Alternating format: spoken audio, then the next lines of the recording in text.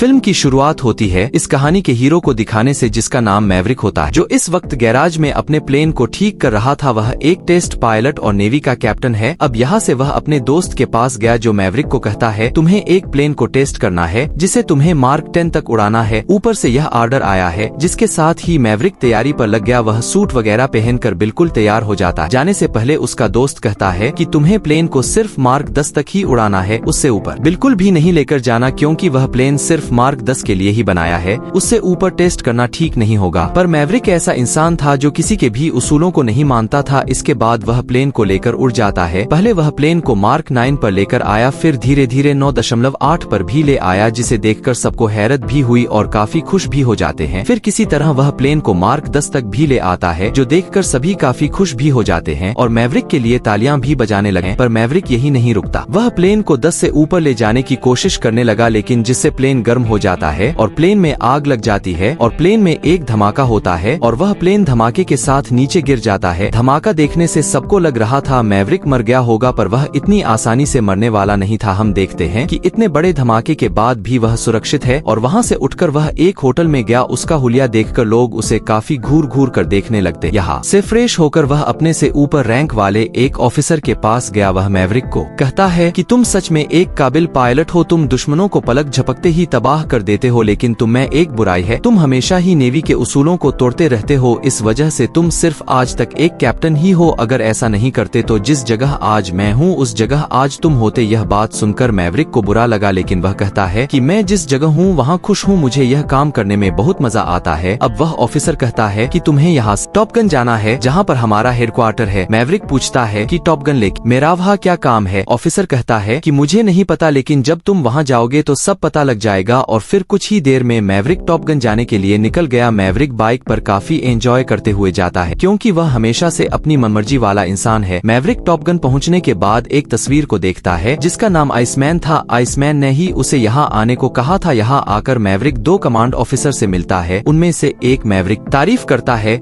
उनमें से एक कहने लगा कैप्टन काफी तारीफें सुनी तुम्हारी हर जगह चर्चा है। मैवरिक खुश होते हुए कहता है थैंक यू सर। इसके बाद कमांड ऑफिसर उसे उसके टारगेट के बारे में बताते हैं। वह उसे बताते हैं कि हमारे दुश्मन मुल्क ने अपनी ताकत को बढ़ाने के लिए खतरनाक न्यूक्लियर प्लांट लगाया है। अब हमें उसे तबाह करने का हुक्म मिला है। अगर उसे तबाह नहीं किया गया तो ऐसे ही वह लोग और न्यूक्लियर प्लांट्स बनाकर दुनिया को तबाह कर देंगे। तो अब हमें कैसे भी कर उन्हें रोकना है। पहाड़ की चोटी पर एक वेली घाटी बनी हुई है, जहाँ उस जैसी कई सारी घाटियां हैं। वहाँ नीचे की साइड पर एक अंडरग्राउंड बंकर है। यह न्यूक्लियर प्लांट वहीं पर बनाया गया है। खतरनाक बात यह है कि वहाँ जीपीएस भी काम नहीं करते हैं, जो हमें किसी जगह की लोकेशन बताते हैं। साथ ही वहाँ दुश्मनों की कई सारे मिसाइल्स हैं। जैसे ही किसी अनजान प्लेन को वहाँ देखते हैं, फौरन उन्हें शूट करके मार गिराते हैं। और उनके पास 5th जनरेशन के यानी कि इस वक्त के फाइटर जेट तैयार हैं, जो बहुत ही ताकतवर। और उनका साथ देने के लिए वहाँ कुछ प्लेन्स को भी रखा गया है। यह सारी बातें सुनकर मैवरिक कहता है कि बाकी बातें अलग है, लेकिन अगर वहाँ पर यह जीपीएस वाला मसला ना होता तो यह मिशन आसान होता। और अगर तमाम बातें भी देखी जाए, यह मिशन आसान नहीं है। मिशन को पूरा करने के लिए हमें 4 प्लेन को एक साथ घाटी के बीच में उतारना है। लेकिन जैसा कि आप बता रहे हैं कि वहाँ मिसाइल है, एडवांस्ड प्लेन्स है, तो यह मिशन काफी मुश्किल लग रहा है, क्योंकि उनसे भी तो बचना है। जिस पर एक कमांड ऑफिसर कहते हैं कि है तो मुमकिन न। फिर मैवरिक कहता है कि अच्छा यह बताएं कि हमें शुरू कब करना है। ऑफिसर कहते हैं यही कोई 3 हफ्ते या उससे भी कम। मैवरिक कहता है कि एक प्लान तो मैं उड़ा लूंगा, बाकी के 3 कौन उड़ाएगा? इस पर कमांड ऑफिसर कहते हैं कि शायद आप गलत समझ रहे हैं। हमने आपको मिशन पर भेजने के लिए नहीं बुलाया, बल्कि आप यहाँ पर एक इंस्ट्रक्टर के तौर पर काम करोगे। आप सबसे बेहतरीन पायलट्स को चुनकर उन्हें ट्रेनिंग देकर सिखाओगे कि इस मिशन में कामयाबी कैसे मिल सकती है, इसे पूरा कैसे करना है। जो सुनकर मैवरिक काफी सोच में पड़ जाता है। कमांड ऑफिसर्स कहते हैं कि हमने टॉप गन के 12 बेहतरीन ग्रेजुएट्स को यहाँ बुलवाया है, जिनमें से 6 पायलट आपको इस मिशन के लिए चुनने हैं। अब मैवरिक ग्रेजुएट्स की लिस्ट देखता है, जिसमें लेफ्टिनेंट ब्रेडली भी शामिल था। उसे देखकर मैवरिक सोच में पड़ गया। कमांड ऑफिसर पूछते हैं मैवरिक क्या सोच रहे हो? मैवरिक जवाब देता है सर वही सोच रहा हूँ जो आप सोच रहे हो। असल में मैवरिक की यह सोच रहा था कि ये लोग क्यों ब्रेडली को इस मिशन के लिए लेकर जा रहे। असल में ब्रेडली के डैड भी एक पायलट थे, जो पहले मैवरिक के साथ ही प्लान को चलाया करते थे, पर एक हादसे में उनकी मौत हो गई। पर सब लगता है कि उनकी मौत का जिम्मेदार मैवरिक है। मैवरिक सोच रहा था कि आज भी इस बात को लेकर ब्रेडली मुझसे नाराज होगा। कमांडिंग ऑफिसर कहता है जानते हो तुम्हें यहाँ तुम्हारी काबिलियत की वजह से बुलाया गया। आइसमैन ने कहा था कि तुम इतने बेहतरीन पायलट हो कि हमारे पायलट्स को अच्छी तरह से ट्रेन कर सकते हो